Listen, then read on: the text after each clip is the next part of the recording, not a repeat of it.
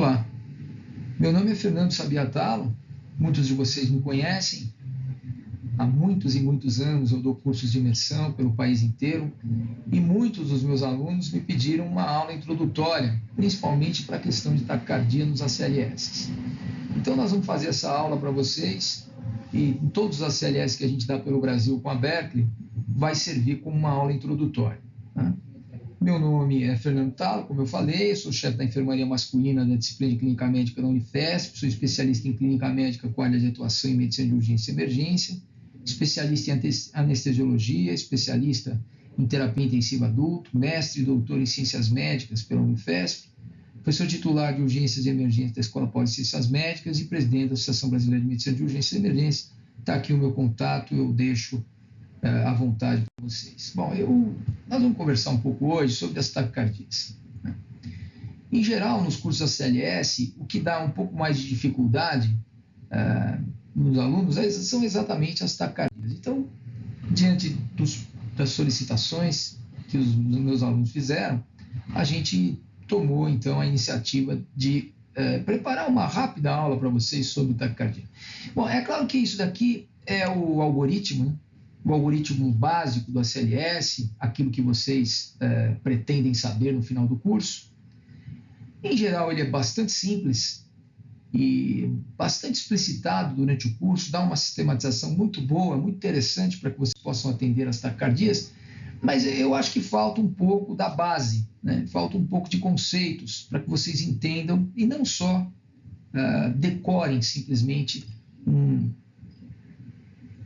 algoritmo. É uma coisa que me preocupa bastante, né? Normalmente, os cursos do ACLS, agora com essa popularização, com várias empresas, ele ficou muito popular e muitas empresas mandam instrutores que não têm a menor experiência em relação ao dia a dia de uma taquicardia, de uma bradicardia, de uma parada cardiorrespiratória e das suas atitudes em relação a essas situações. Então, cuidado com as empresas que fazem a CLS. Vocês precisam saber quem são os instrutores. Os instrutores são muito importantes. Instrutores sem experiência podem prejudicar muito o curso. Bem, a taquicardia, vamos considerar que uma taquicardia é uma frequência cardíaca acima de 100. Eu quero lembrar vocês que mesmo as taquicardias sinusais, elas podem eventualmente representar problema. Existe, por exemplo, uma taquicardia sinusal que se chama inapropriada. Ela tem uma frequência cardíaca consistentemente elevada, com uma exagerada resposta a mínimas atividades físicas. Trata-se de uma normalidade primária do nó sinusal. Quer dizer, você tem um aumento intrínseco da frequência cardíaca, uma hipersensibilidade beta-adrenérgica, acentuada depressão do reflexo vagal, não sabe exatamente a causa. A morfologia da onda P, o eixo da onda P são similares, idênticos ao ritmo sinusal. Então, de fato, é um ritmo sinusal. Mas a frequência de repouso do indivíduo geralmente é maior do que 100. Né? A frequência cardíaca dele chega a mais do que 130 rapidamente. Depois você coloca ele para fazer um exercício, por exemplo, um teste ergométrico de 90 segundos, ele já atinge essa frequência cardíaca muito rapidamente. Claro que você tem que excluir causas secundárias de taquicardia sinusal, né? Então, a hipovolemia, drogas específicas que podem estar associadas a esse quadro, hipertireoidismo, febre, um quadro infeccioso, enfim. Afora isso, os sintomas basicamente são durante a taquicardia e a ausência de sintomas no ritmo sinusal desse indivíduo. Então, isso é uma taquicardia bastante específica, bastante curiosa, que se chama taquicardia sinusal inapropriada. Mas o que nós vamos conversar hoje são, em geral, as taquicardias supraventriculares. Então, é aquela que tem a sua origem ou a sua perpetuação num tecido que vai da junção para cima. Né? Essas taquicardias, muitas vezes, a gente chama de paroxísticas.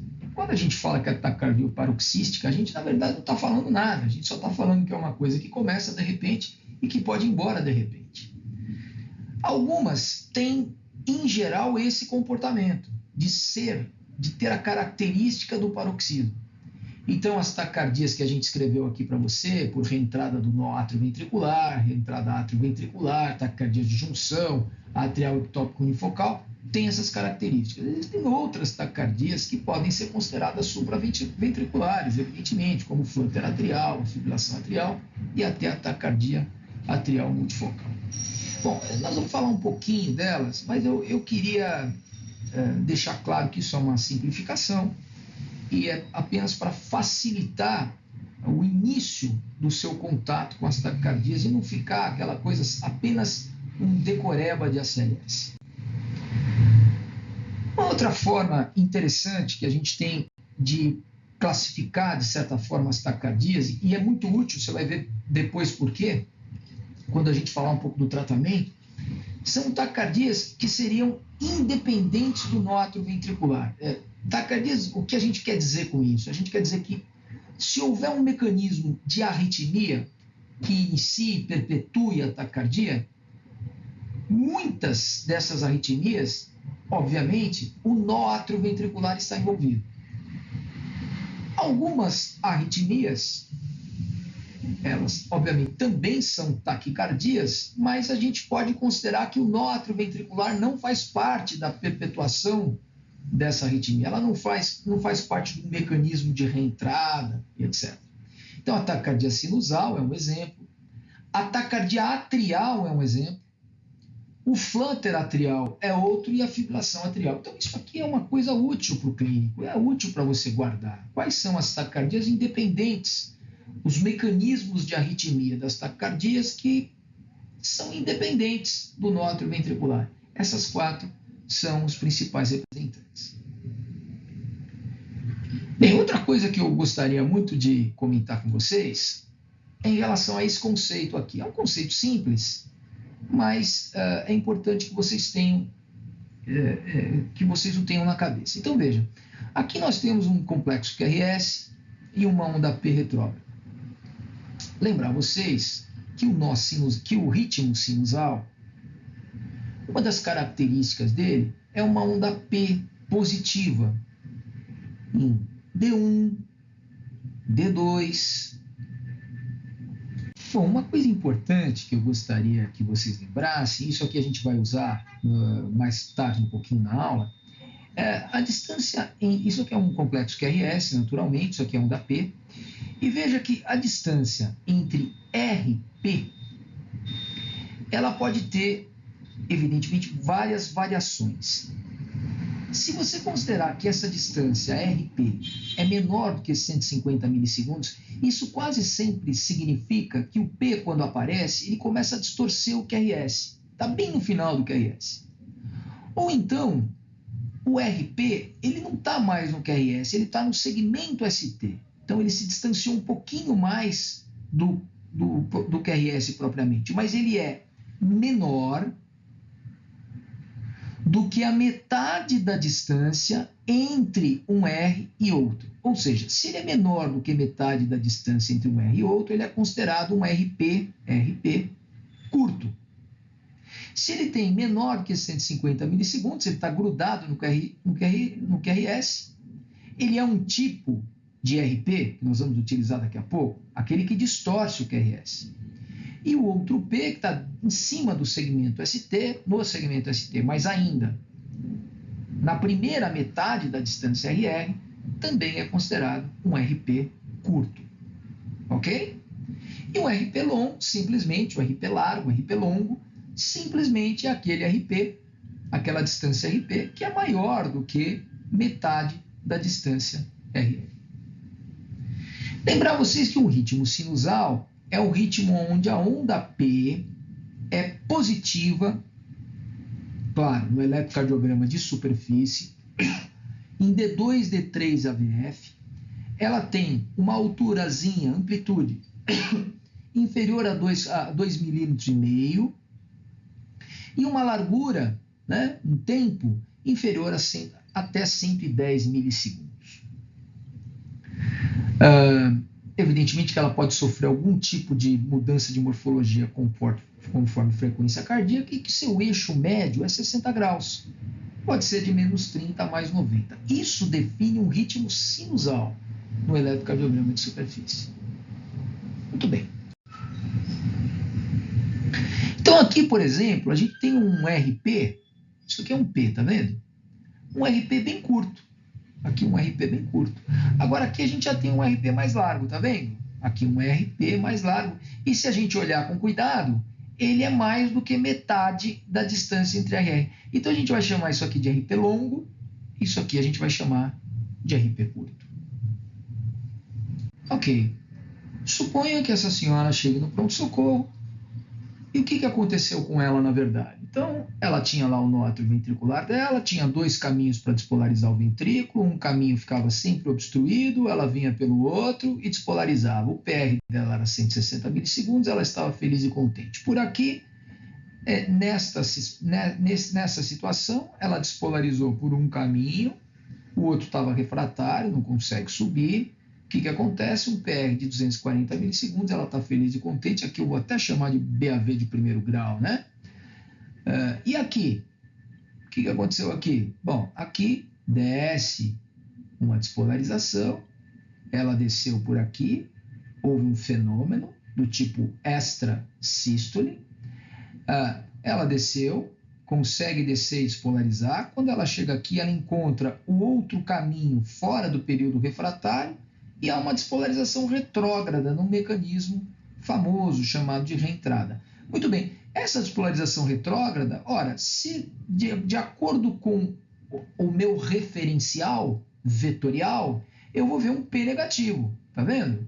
E esse P negativo é grudado no QRS. Pois bem, quando eu vir uma senhora de 40 a 60 anos que chega no hospital com queixas variadas, como eu comentei com você, pode chegar com tontura, com sensação de palpitação, com dor no peito, com histórico de síncope recente, pode chegar hipotensa, pode chegar normotensa, há variações para essa chegada, mas quando eu olhar no monitor e vir uma taquicardia de QRS estreito, regular, e eventualmente no eletrocardiograma de 12 derivações eu conseguir enxergar um P que distorce, que está bem pertinho do QRS, que tem um RP bem curtinho, abaixo de 150 milissegundos, eu posso apostar com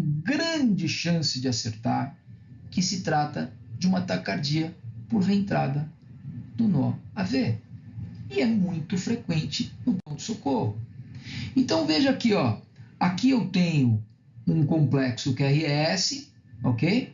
Um complexo QRS, e aqui eu tenho uma onda positiva grudada no QRS, tá vendo? É uma taquicardia de QRS estreito e regular, tá vendo? Numa senhora de 50 anos, suponha.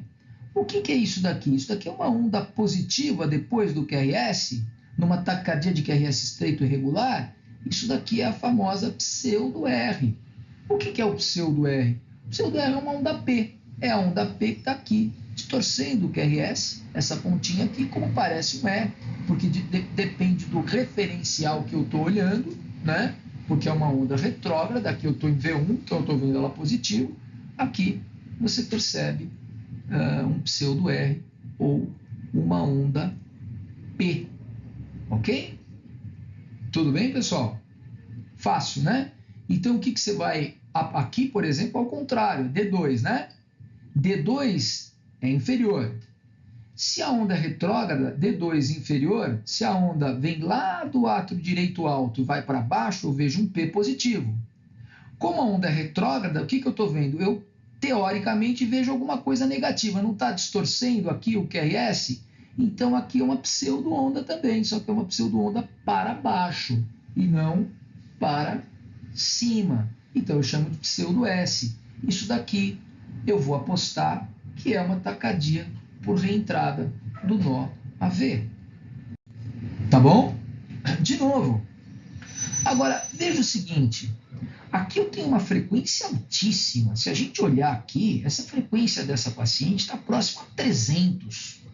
Ora, uma frequência tão alta assim, aqui a gente vê um infradesvelamento, etc.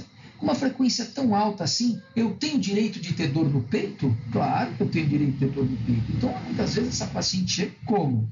Com sensação de palpitação? Não, ela chega com uma dor anginosa típica. Eu vou achar, antes de olhar o eletro, antes de examinar, que ela pode estar, antes de olhar, colocá-la no monitor, que ela pode estar infartando. Na verdade, ela tem uma angina funcional. Ok? E aqui, o que acontece? Quando a gente não vê a onda P, a gente também vai apostar que se trata de uma taquicardia por reentrada atrioventricular, principalmente com essa frequência tão alta aqui, né? Então, existem modelos para isso, nós estamos fazendo uma simplificação de todas as possibilidades, mas a maioria das situações chegam como eu descrevi para vocês, então vocês podem guardar essa informação. 60% das taquicardias supraventriculares da emergência paroxística são as taquicardias por reentrada no nó atrioventricular. 70%, ou seja, nós estamos falando aqui das taquicardias de QRS estreito regulares, né? 70% tem o fenômeno da PNR, então eu não consigo ver a onda P propriamente, e 30% eu vejo a onda P. Se eu vir a onda P, eu espero que ela esteja com um RP curto, bem próximo de QRS, até mesmo distorcendo QRS. Bom, tratamento vocês já sabem, se tiver estabilidade hemodinâmica, a manobra vagal, como vocês vão aprender, e os que já aprenderam na CLS, os que vão aprender, nós vamos fazer uma manobra vagal, tem várias manobras vagais para fazer, com indicações ou contraindicações, adenosina 6, eventualmente 12, caso a manobra vagal não dê certo. Importante, se o paciente for estável, fazer o eletrocardiograma de 12 derivações para apresentar a prova do CLIME depois para o cardiologista, né, para ele fazer o diagnóstico e preparar a paciente para o tratamento definitivo. E claro que ela pode chegar em instabilidade hemodinâmica também. E se isso acontecer, a indicação será uma cardioversão elétrica sincronizada e a gente costuma iniciar com 50 J. Tudo bem. Qual é o tratamento definitivo dessa paciente? O tratamento definitivo dessa paciente é uma ablação por radiofrequência com altíssima chance de cura, tá? Evidentemente, alguns pacientes que não aceitarem esse tipo de procedimento, aí algumas drogas terão que ser utilizadas. Muito bem, então dessa forma a gente falou de forma caricata, mais comum, das taquicardias por reentrada no nó atrioventricular, são as mais comuns, 60% das situações do pronto-socorro. E agora nós vamos falar das taquicardias por reentrada atrioventricular. Bem, as taquicardias por reentrada atrioventricular, de forma caricata, é um rapaz jovem que chega no hospital com queixas como palpitação, tontura, síncope, dor no peito, etc., em função de uma situação súbita, paroxística. Essa é a forma mais caricata. Bom, o que acontece com esse rapaz? É muito simples. Ele tem lá o nó atrioventricular dele bonitinho, e ele tem uma via que une o átrio e o ventrículo, e é capaz de fazer uma condução. Se ela é uma via acessória capaz de conduzir, ela chama via acessória manifesta, de cima para baixo, né? Eu me refiro. Muito bem. Imagine esse rapaz no seu ritmo sinusal, ou seja, onda P positiva, D2, D3, AVF, tudo aquilo que a gente já falou. Muito bem. Mas olha que curioso. Como aqui há uma despolarização, mas essa despolarização ela tem via dupla. Uma é a via normal, faria o PR, que é uma das funções do nó atrioventricular, não é verdade? Mas a outra é a via acessória. A via acessória ela não tem um bloqueio, porque o PR nada mais é do que um momento isoelétrico, né? Um momento de parada, na verdade, né? De parada no sentido, o átrio bateu, agora eu tenho que dar um tempinho, espera ele bater direitinho, agora passa, agora o ventrículo pode bater, não é verdade? Então, a natureza fez isso, o nó atrioventricular existe para isso, e Então eu tenho um PR, eu tenho um fenômeno isoelétrico entre o início da onda P e o início do QRS, naturalmente. Muito bem, mas olha que curioso. Como a gente tem uma via acessória, essa via acessória não tem essa parada fisiológica, digamos assim. Desce de uma vez. Como desce de uma vez, cadê o PR? O PR quase que desaparece, tá vendo? O P junta com o início do complexo QRS. E mais uma coisa, como a via acessória ela vai por um caminho que não é o caminho do tecido de condução bonitinho, né? Fibra de Purkinje, etc. Então, o que acontece? Ela despolariza, mas ela despolariza meio atrasado, demorando muito. Então, o que acontece com o QRS? Ele começa a largar, tá vendo? Esse começo dele, ela larga. E isso aqui, como parece um delta, alguém chamou de onda delta. Depois há um batimento de fusão, porque, afinal de contas, há despolarização pelo nó também. E aí, entre aspas, eu acerto o QRS. Tá vendo? Muito bem. Então, isso chama pré-excitação, esse fenômeno, e isso aqui é o rapaz, o nosso rapaz está feliz e contente vivendo assim, não tem absolutamente nada e nenhuma queixa. Um dia, existe um fenômeno chamado extrasístole. Pois bem, o que vai acontecer? Essa despolarização passa pelo nó atrioventricular, quando chega aqui, encontra a via acessória pronta para, de novo, conduzir. E ela conduz de maneira retrógrada. Muito bem, aqui está a onda P. A onda P agora, como ela tem que fazer um movimento circular até ir retrógrado e causar um P, ela não é grudada no QRS, tá vendo? É um RP curto ainda, mas não está grudado no QRS. Mas ainda é um RP curto. Pois bem, quando você vira isso daqui, você pode apostar um montão que isso se chama taquicardia por movimento circular ortodrômico, caminho certo, significa ortodromos, né? Caminho certo. Taquicardia por reentrada ortodrômica, ou taquicardia por movimento circular ortodrômico. Muito bem. Se isso acontecer e o indivíduo tiver sintoma e tiver palpitação, e tiver a taquicardia de QRS estreito regular, um RP curto, mas não tão curto como a entrada no nó AV, uma das pré-excitações e das possibilidades é justamente a síndrome de Wolff-Parkinson-White. Muito bem, Wolff-Parkinson-White.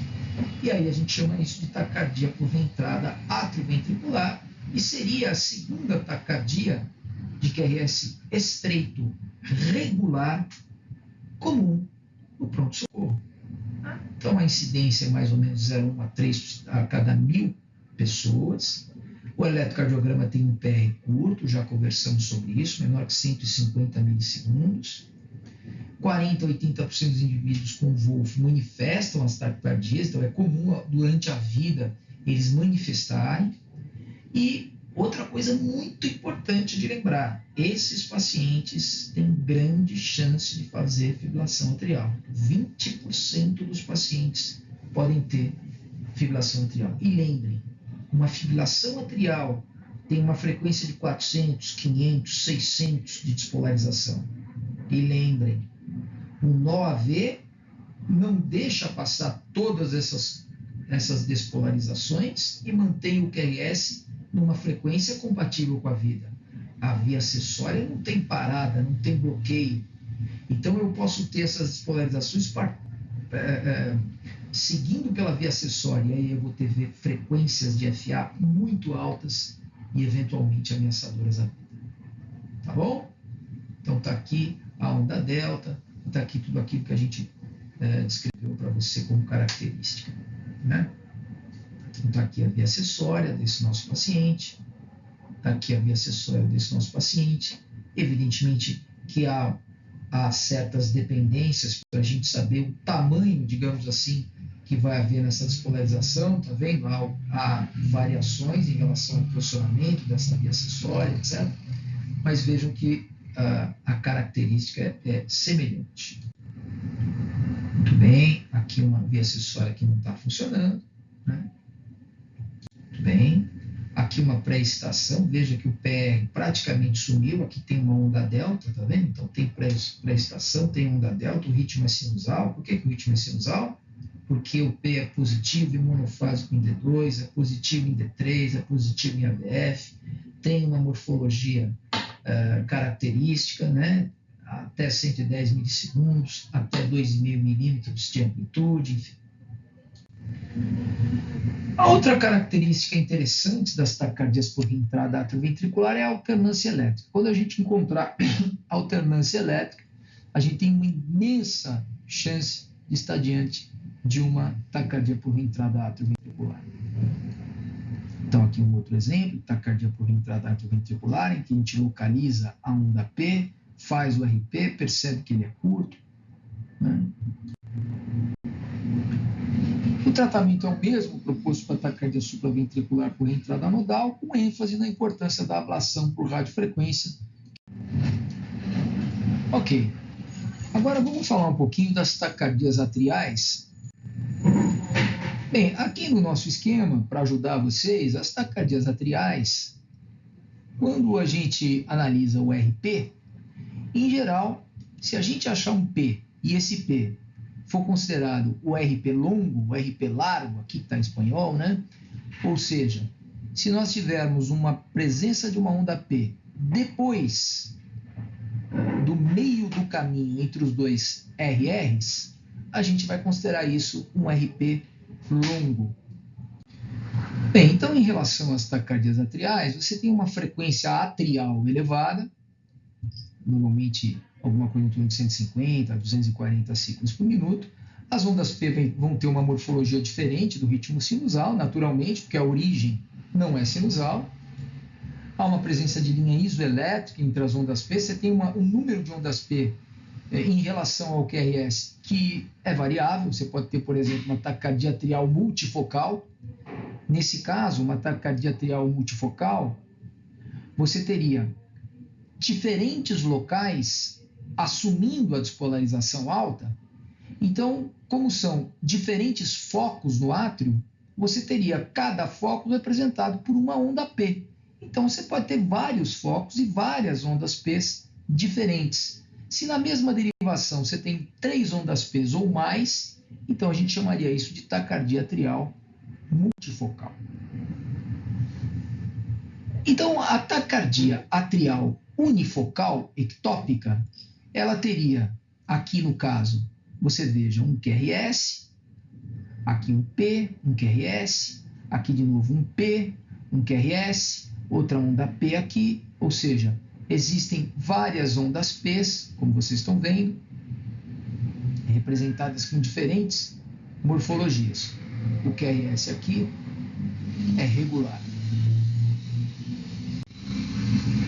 Na taquicardia atrial multifocal, se a gente olhar com cuidado, a gente vai ver várias ondas P de morfologia completamente diferente, aqui nessa derivação, por exemplo. E como você tem várias ectopias, quer dizer, você tem diferentes locais que estão assumindo a despolarização alta, então você tem um QRS estreito, porque vem de cima, mas irregular, né? Então, um QRS estreito e irregular, com várias morfologias, acima de 3 morfologias de onda P na mesma derivação.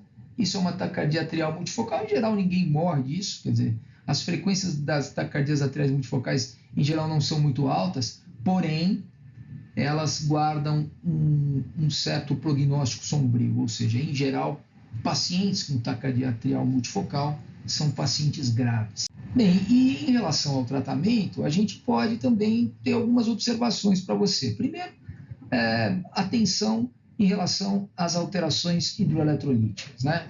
Então, alterações de potássio, magnésio, etc., podem estar associadas à taquicardia atrial. Outra coisa importante seria dizer o seguinte, em geral, como essas arritmias, elas não utilizam o nó atrioventricular no seu mecanismo de gênese da arritmia ou de perpetuação da arritmia, drogas que são utilizadas nas taquicardias de QRS estreito e regular, no sentido de bloquear o nó atrioventricular, ou de agir no nó atrioventricular para reverter a arritmia, ou seja, eu estou falando da adenosina, em geral ela não consegue reverter a taquicardia atrial, porque a taquicardia atrial não utiliza o nó atrioventricular para a sua perpetuação. Não obstante, há relatos de caso com reversão de taquicardia atrial usando adenosina. Mas, no geral, você fica com esse conceito. A taquicardia atrial, em geral, não é revertida pela adenosina. Então, seria, digamos assim, a nossa exceção das taquicardias de QRS estreito, que podem ser regulares, no caso da taquicardia atrial ectópica monofocal, por exemplo, que dificilmente ou que não são revertidas pela adenosina. Se tiver instabilidade hemodinâmica, aí o tratamento será o mesmo: sedar e cardioverter de maneira sincronizada. Bom, quando a gente fala das taquicardias de QRS estreito irregulares, a gente deveria lembrar também, além daquelas que a gente já falou, que situações em que você tem 2 ondas P ou mais para cada QRS, a gente poderia lembrar da frequência das taquicardias atriais, como a gente já falou, mas a gente poderia lembrar também, deveria lembrar de arritmias em que a frequência atrial é ainda maior do que 250. Essas taquicardias, essas situações de arritmia, é que a gente chama de flutter atrial. Então, uma frequência atrial, quando ela é muito alta, ela é maior que 250, 270, a gente chama essa arritmia atrial de flutter atrial. Então, flutter atrial é uma taquiarritmia, onde a frequência atrial é maior que 270. Há um circuito de macro reentrada no próprio átrio, ausência de linha isoelétrica na linha de base, isso é importante, né, na diferenciação. Há um certo aspecto de dente de serra, assim é descrito, geralmente é relacionada com uma cardiopatia estrutural. E no eletrocardiograma, você tem uma verdadeira substituição de ondas P pelas chamadas ondas F, que tem um aspecto pontiagudo, largo, são interligadas umas às outras e muito semelhantes entre si. Então, se eu vejo onda P, eu vou contar a onda P.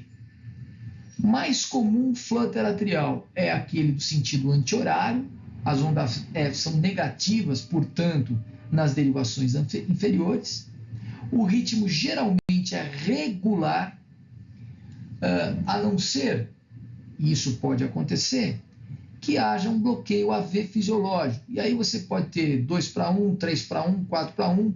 Então, os impulsos atriais são conduzidos de maneira errática e, eventualmente, você pode ter um QRS irregular. Então, está aqui D2, vejam aqui, o sentido é anti-horário, então estão aqui as ondas F, D2, D3, aqui você pode observar aqui no sentido horário, então aí você muda o sentido da onda, né? Ela fica positiva. Perceba que a frequência atrial é muito alta, por isso que a gente chama de flutter atrial. Se você contar aqui, ó, a frequência atrial vai ser bem superior a 250, então isso a gente vai chamar de flutter atrial. O mais clássico dos flutters atriais é o 2:1, né? Então você tem uma frequência ventricular de uma frequência atrial em torno de 300 e uma frequência ventricular em torno de 150. Isso é o mais clássico dos flutters. Aqui uma outra imagem das ondas F, no flutter atrial, com uma frequência atrial altíssima. Se você tiver um bloqueio AV é sempre fisiológico, né? Ele pode ser fixo ou variável, então eu posso ter um flutter 2:1, 3:1, 4:1, 5:1, 6:1, etc. Né? O tratamento na instabilidade, apenas na instabilidade, uma cardioversão sincronizada. Se o paciente estiver estável, é preciso primeiro prevenir de fenômenos cardioembólicos, porque evidentemente isso aqui aumenta a suscetibilidade a fenômeno cardioembólico, a formação de trombo. Então, em geral, uma medicação, né? E nos pacientes refratários, uma cardioversão elétrica sincronizada, desde que, obviamente, o paciente não tenha trombo, e aí você pode observar um eco transesofágico, etc. O tratamento definitivo seria uma ablação. Muito bem. Então, quando a gente falar de taquicardias de QRS estreito e esse QRS for irregular, o que você deve lembrar? Esse slide é bem importante para você, porque você vai lembrar da taquicardia atrial multifocal, que eu já falei, da mais comum de todas elas, que é a fibrilação atrial, e por último, uma taquicardia atrial ectópica monofocal ou um flutter atrial, só que com bloqueio AV funcional, ou seja, às vezes passa 2 para 1, às vezes 3 para 1, às vezes 4 para 1, e isso obviamente pode significar uma irregularidade de QRS. Então aqui a famosa fibrilação atrial, aqui de novo uma outra fibrilação atrial. Perceba que essas ondas são inconfundíveis, né? Não são ondas P clássicas e não são nem uma igualzinha à outra, como é no flutter. Aqui uma taquicardia atrial multifocal de novo, tá vendo? O QRS irregular, mais de 3 morfologias de onda P por derivação, então isso aqui é uma taquicardia atrial multifocal. A fibrilação atrial é a arritmia mais frequente da clínica, a prevalência é muito alta em pacientes muito idosos. Se você pegar, por exemplo, pacientes acima de 80 anos, você tem 8% de prevalência. Quer dizer, nos Estados Unidos, por exemplo, você vai ter 16 milhões de pacientes com FA em 2050. Metade desses pacientes tem mais de 80 anos. Claro que com a longevidade, a gente tem cada vez mais fibrilação atrial. Então, ela pode ser paroxística, e a gente chama de paroxística aquela que reverte espontaneamente em até 7 dias. Ela pode ser persistente, do tipo duração maior que 7 dias, duração persistente prolongada, acima de 1 ano, e, acima disso, as situações permanentes. Fibrilação atrial não valvar, com ausência de estenose mitral reumática, válvula mecânico-biológica ou plastia mitral prévia. São possibilidades, né? Controle de ritmo normalmente feito com amiodarona, sotalol, propafenona. Controle de frequência, beta-bloqueador, bloqueador de canal de cálcio, ou não dihidropiridínico ou digoxina. Fibrilação atrial, o ritmo então é irregular, a frequência atrial é altíssima, acima de 400, pode chegar até 700 por minuto. Há uma substituição da linha de base por ondulações, ou um serrilhado totalmente polimórfico, né, diferente um do outro. E aí nós temos o tratamento. Para a gente, o que importa na emergência é apenas e tão somente se o paciente está instável, qual é o risco de vida, aí a cardioversão elétrica sincronizada com 120 joules estaria indicada. Os pacientes estáveis, aí nós temos outras condutas nas quais a reversão do ritmo, obviamente, não é a nossa prioridade, em função, obviamente, da possibilidade de fenômenos cardioembólicos. Muito bem. O segundo grupo de taquicardias que a gente estuda no ACLS são as taquicardias de QRS largo. Então, vamos chamar aqui uma taquicardia de QRS largo, uma taquicardia que supera 120 milissegundos, maior ou igual a 120 milissegundos, supera 0,11. Bom, dessas taquicardias, em geral, 80% são ventriculares. As taquicardias supraventriculares com aberrância, elas respondem mais ou menos a 15% a 20%, e as taquicardias pré-excitadas, de 1% a 5% dos casos. Então, quando eu vejo uma taquicardia de QRS largo, eu posso estar diante de uma taquicardia subventricular, eu posso estar diante de 80% dos casos. Eu posso estar diante de uma taquicardia supraventricular com bloqueio de ramo prévio, que vai parecer o QRS alargado e, portanto, vai parecer uma taquicardia de QRS largo do tipo ventricular, mas na verdade é supraventricular. Eu posso ter um bloqueio funcional, e aí é uma taquicardia supraventricular, que com um aumento muito alto de frequência, dependente de frequência, como eu tenho o ramo direito e o ramo esquerdo com períodos refratários diferentes, eu posso ter bloqueio funcional, né? Eu posso ter uma condução anterógrada por via acessória manifesta, eu posso ter um movimento circular antidrômico. Tudo isso são taquicardias de QRS largo e, obviamente, não são ventriculares. E aí, digamos assim, um subtipo dessas taquicardias de QRS largo seria a taquicardia ventricular polimórfica, o próprio flutter ventricular e até mesmo a fibrilação ventricular. Então, as taquicardias de QRS largo, 20% elas podem ser supraventriculares, e aí pode ser por aberrância de condução, elas podem ser aberrância por frequência, como eu falei para vocês, com frequências muito elevadas eu posso bloquear um ramo, principalmente o direito, e alargamento por fármacos, do tipo potássio, alargamento por fármacos e alterações eletrolíticas, como potássio, etc. Miocardiopatias e taquicardias conduzidas pela via acessória. Veja, em geral, as taquicardias de QRS largo, elas amedrontam o emergencista, porque boa parte dos pacientes tem taquicardias ventriculares, ou seja, boa parte deles tem doença estrutural, então são pacientes graves, com uma taquicardia grave. A maioria dos pacientes tem cardiopatia estrutural, tem taquicardia, os pacientes com taquicardia supraventricular podem ou não ter cardiopatia estrutural, mas a maioria dos pacientes ventriculares tem. Pacientes com antecedência de doença estrutural cardíaca, do tipo IAM, prévio, o valor preditivo positivo para taquicardia ventricular é superior a 95%. São pacientes mais velhos, acima de 65 anos. A dissociação atrioventricular, 60% das taquicardias ventriculares, existe dissociação atrioventricular. Então, aqui as taquicardias supraventriculares, como eu mencionei para vocês, tanto no movimento circular antidrômico, como condução por via acessória manifesta ou retrógrada, como uma taquicardia por aberrância, com aberrância de condução, que depende da frequência cardíaca, como eu havia mencionado para vocês. Então, imagina aqui uma taquicardia ventricular, ou seja, um foco ectópico ventricular com anormalidade elétrica. Então, a nossa pergunta, na verdade, quando a gente vê um QRS largo, a pergunta é simples: é ventricular ou é supraventricular com alguma característica particular? Bom, para a gente responder essa pergunta, existem várias formas, existem vários algoritmos. O mais famoso de todos os algoritmos é o famoso algoritmo de Brugada. Então, no algoritmo de Brugada, a gente tem algumas perguntas, é relativamente simples de fazer. A gente tem algumas perguntas. Por exemplo, a primeira pergunta é: existe onda RS nas derivações pré-cordiais? Então, isso aqui é um RS, isso aqui é um RS, isso aqui é um RS. Eu vou lá para as derivações pré-cordiais e procuro um RS. Se não existir um RS, não existe em V1, V2, V3, V4, não existe um RS, eu vou chamar isso de taquicardia ventricular. Se existir um RS, o que eu faço? Eu meço do começo do R ao nadir do S.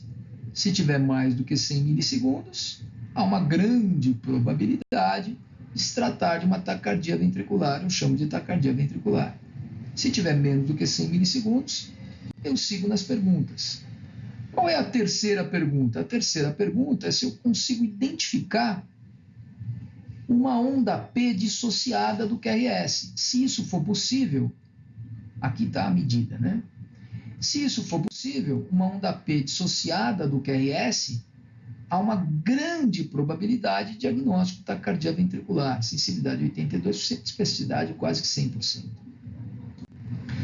E se eu não achar nada disso, eu vou tentar identificar a morfologia do bloqueio de ramo dessa taquicardia. Muito bem. A nossa próxima pergunta é se há uma taquicardia ventricular, se há critérios para uma taquicardia ventricular, do tipo: eu tento determinar se há uma taquicardia ventricular com morfologia de bloqueio de ramo esquerdo, que significa um S dominante em V1,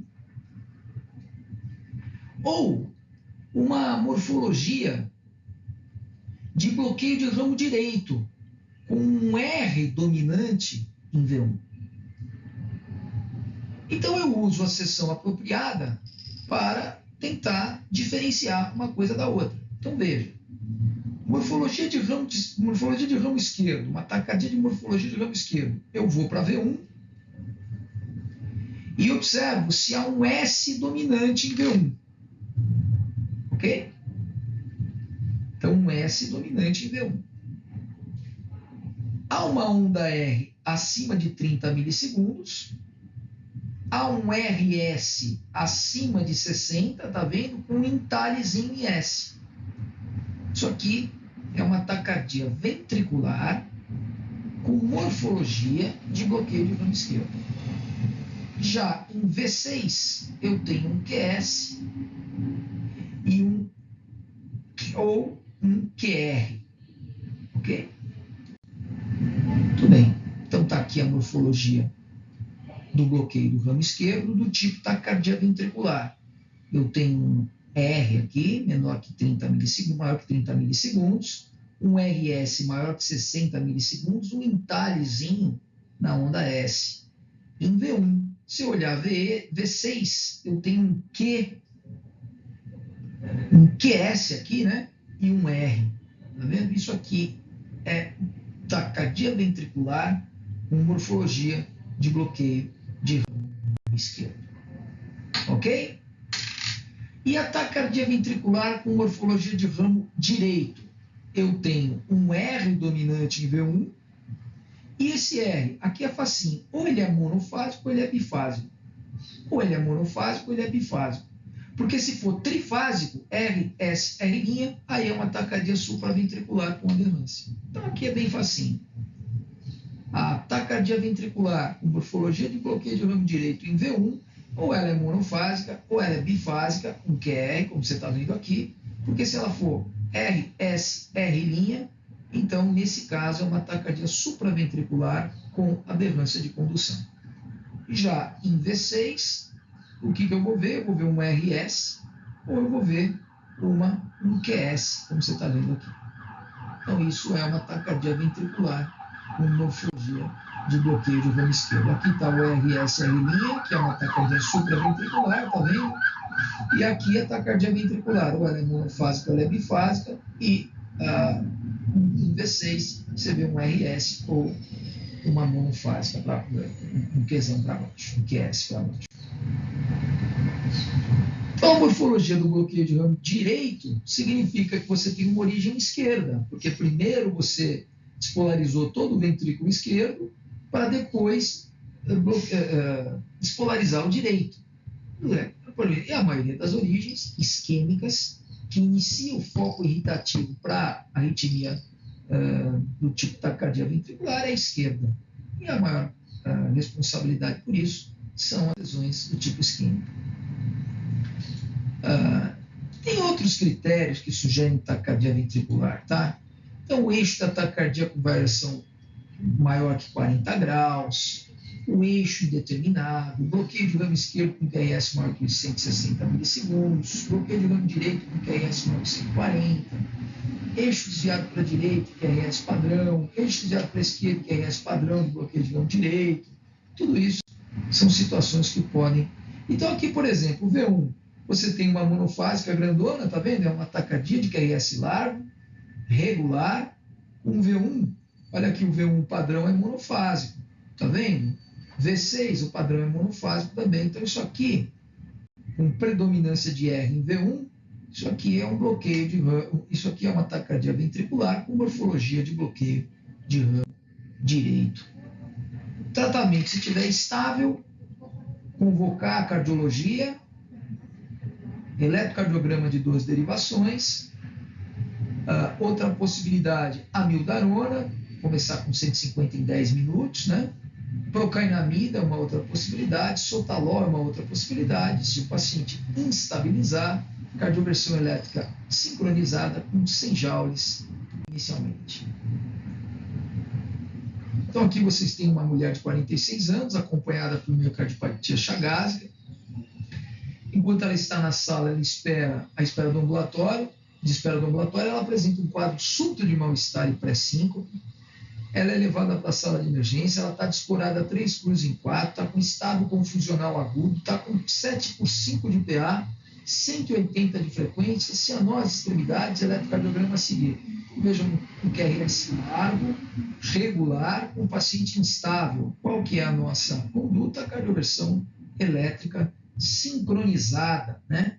Trata-se de uma taquicardia ventricular, um padrão de bloqueio de ramo direito. Tá? Aqui a gente tem algum QRS, um RS, sim, a gente tem um RS. Aqui a gente teria que matar o diagnóstico pelos critérios de Brugada. Rapidamente, aqui você vê um PR, tá vendo? Ó? É um menino de 26 anos com episódios de síncope e palpitação, então ele tem sintoma, né? Aqui você tem um PR praticamente que sumiu e uma onda delta, tá vendo? Então esse menino aqui tem uma pré-excitação O que você vai fazer com ele a longo prazo? Não no PS, obviamente, né? No PS a gente vai observar isso daqui e vai encaminhar o paciente, né?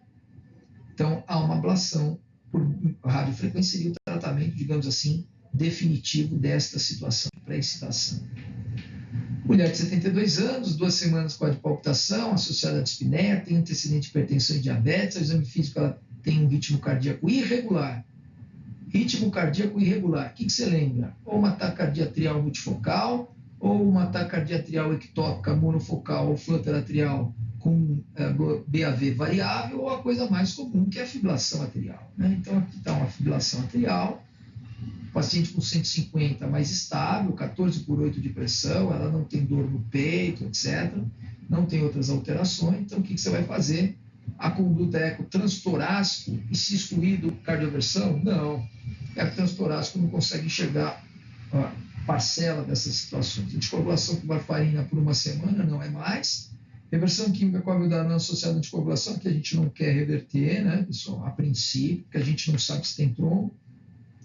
Então, usar um controlador de frequência e iniciar uma anticoagulação para posteriormente se avaliar seria o mais adequado. Então, a letra D seria a mais adequada. Lembrar que a fibrilação atrial também ela pode vir com bloqueio de ramo, claro, né? Então, aqui é um QRS largo, né? E irregular. Então, isso aqui é um bloqueio de ramo esquerdo junto com uma fibrilação atrial. Aqui ela também pode vir com pré-excitação, então você vê a enorme frequência cardíaca, a frequência cardíaca importante que tem aqui, né? QRS irregulares, então isso aqui é uma fibrilação atrial junto com um fenômeno de pré-excitação. Aqui outra fibrilação atrial, um fenômeno de pré-excitação, com frequência ventriculares muito alta, quer dizer que está passando pela via acessória, porque o nó AV não ia deixar, e além disso você tem um alargamento de QRS, tá vendo? Ou seja, provavelmente foi despolarizado por fora de tecido de condução, então só que sugere fibrilação atrial pré. Aqui de novo, pessoal, um QRS alargado, tá vendo? Irregular. Então, um QRS irregular, a gente lembra de fibrilação atrial, que é o caso, mas com um QRS alargado, perceba que a frequência ventricular é muito alta, o que sugere, e com esse QRS alargado, sugere uma pré-excitação, porque a via acessória ela vai fora do tecido de condução, então alarga o QRS, né? Então aqui pode ser uma fibrilação atrial com pré-excitação,